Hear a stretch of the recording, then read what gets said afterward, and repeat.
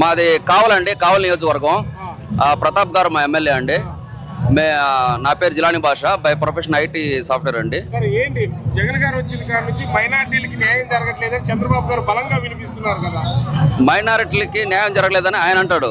ఆయన మైనారిటీల కోసం ఏం చేశారో ఆయనకే తెలియదు. ఈసారి వస్తే ఇమాములకి డబ్బులు ఇస్తా అంటున్నాడు, వేతనాలు పెంచుతా అంటున్నాడు.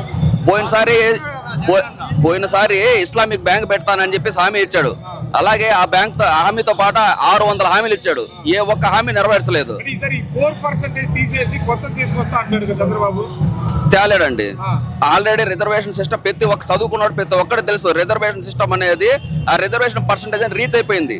సో ఎవరికి ఇవ్వలేరు ఇప్పుడు. అది ఇంపాసిబుల్ ని పాసిబుల్ గా చేసి మాట్లాడే ఘనత, మీడియా మేనేజ్మెంట్ చేసే ఘనత ఎవరికంటే చంద్రబాబు నాయుడు ఒక్కడికే మాత్రం ఉంది. ఈ రోజు ముస్లిం మైనారిటీలకి ప్రతి గవర్నమెంట్ లో ఒక ఎంప్లాయ్ అయిన ముస్లిం మైనారిటీ ఉన్నాడంటే దాని ఘనత కారణం ఎవరు అంటే వైఎస్ఆర్ గారు. వైఎస్ఆర్ ఇప్పుడు ఈ చిన్న చిన్న తూతు మంత్రాలుగా ఇప్పుడు ఎలక్షన్ టైంలో వస్తారండి. ఎలక్షన్ టైంలో మా ముస్లిమ్స్ దగ్గరికి, వాళ్ళ దగ్గర, వీళ్ళ దగ్గరకు వచ్చి ఏమంటారు, వాళ్ళకి అప్పులు ఉంటాయి 10,000 5,000 అమ్మ ఈ 10,000 తీసుకో, 5,000 తీసుకో అని చెప్పేసి ప్రజెంట్ తాత్కాలిక సమస్య తీరిస్తే పాపం అమాయక జనాలు ఈడ మాకేదో మేలు చేస్తారని కూడా భ్రమపడుతున్నారు. మీ ముస్లిం మైనారిటీ ప్రజలందరికీ చెప్పడం ఏమంటే, మీరు తాత్కాలిక ప్రయోజనాలకి, తాత్కాలిక మాటలకి వినొద్దు. మీ పిల్లల్ని చదివించండి. జగన్ గారు క్యాపిటల్ పెట్టలేదంటారు. జగన్ గారు మెయిన్ గా ఇన్వెస్ట్ చేస్తుందంటే హ్యూమన్ క్యాపిటల్ మీద. హ్యూమన్ క్యాపిటల్ ఇప్పుడు చిన్న పిల్లల మీద అంత డబ్బులు ఇన్వెస్ట్మెంట్ చేస్తే జగన్కి వచ్చే ప్రయోజనం ఏంది? ఓట్లు రావు అయినా ఇన్వెస్ట్ చేస్తున్నాడు. ఎగ్జాంపుల్ చెప్పాలంటే, నేను నిరుపేద కుటుంబం నుంచి వచ్చాను.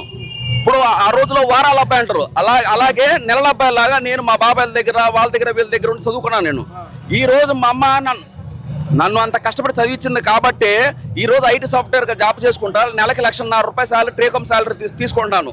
అలాగే ఇప్పుడు జగన్ అన్న మా అమ్మ నా మీద ఇన్వెస్ట్మెంట్ పెట్టి నన్ను ఎంత ప్రయోజనం చేసిందో, ఇప్పుడు జగన్ అన్న ప్రతి చిన్న పిల్లోడి మీద కానీ విద్యా దీవెన, వసతి దీవెన, అమ్మ ఒడి, ప్రతి ఒక్కరి మీద అంత డబ్బులు పెడుతున్నారు. వాళ్ళకి ఓటు హక్కు ఉండదు అయినా పెడుతున్నారు. ఎందుకు పెడుతున్నారంటే వీళ్ళే ఉద్యోగస్తులు అయిన తర్వాత వీళ్ళే ఈ గవర్నమెంట్కి ట్యాక్స్ కడతారు. వాళ్ళు ప్రయోజనం అవుతారు. వాళ్ళ అమ్మ నాన్న బాగా చూసుకుంటారు. వాళ్ళ కుటుంబ వ్యవస్థ బాగుపడుతుంది.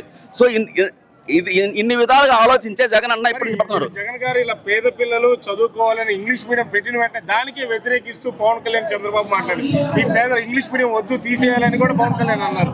వాళ్ళు ఇంగ్లీష్ మీడియం వద్దని చెప్పారని అందరిలాగా నేను వాళ్ళు విమర్శిస్తానండి. నేను రియల్ టైం ఎగ్జాంపుల్ చెప్తాను.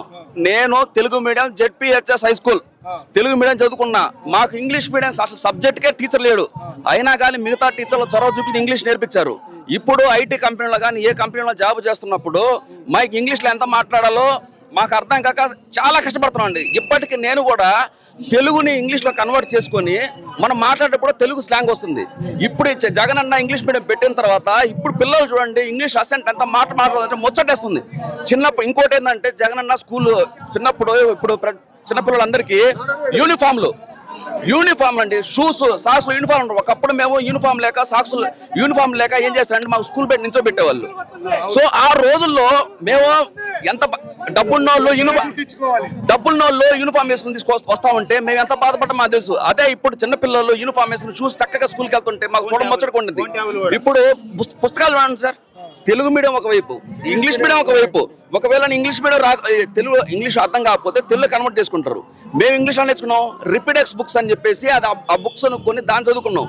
అది అలాంటివి ఏమి లేకుండా ఇప్పుడు చిన్నప్పటి నుంచి బైజూస్ ల్యాప్టాప్ ట్యాబ్ ఇచ్చేసి బైజూస్ యాప్ ఇన్స్టాల్ చేసి చక్కగా చదువు చెప్తా పిల్లలకి ఎంత చేస్తుంటే తప్పుడు ప్రచారం చేస్తున్నారు. పిల్లలకి ఇంత చేస్తున్నారు, ఆయన మీదే పిల్లలకి ట్యాబులు ఎందుకు, యూనిఫామ్లు ఎందుకు, ఇంగ్లీష్ మీడియాలు ఎందుకు అని ఆయనే చెప్తున్నారు కదా. వాళ్ళకి ఏం చెప్తారు మీరు? ఇప్పుడు ఏది చేసినా వాళ్ళు ఏంటంటే వాళ్ళ మెయిన్ ఏజెండా అదండి. జగన్ ఏం చేసినా తప్పు, జగన్ని వ్యతిరేకించాలి, జగన్ని వ్యతిరేకిస్తేనే మాకు మేలేజ్ అనుకున్నారు. కానీ ఏం జరుగుతుందంటే, జగన్ అనేది ఒక మహావృక్షం. ఆయన మీద ఎవరు రాయి వేసినా తిరిగి వాళ్ళ మీద పడుతుంది. కానీ జగన్కి ఏంటంటే బొచ్చు కూడా పడదు. ఇంకోటి జగన్ ప్రతిపక్షాల్లాగా మేము తొడలు కొట్టడం, మీసాలు తిప్పం. జగన్ మాకేం చెప్పాడంటే, గుండెల మీద చెయ్యేసుకొని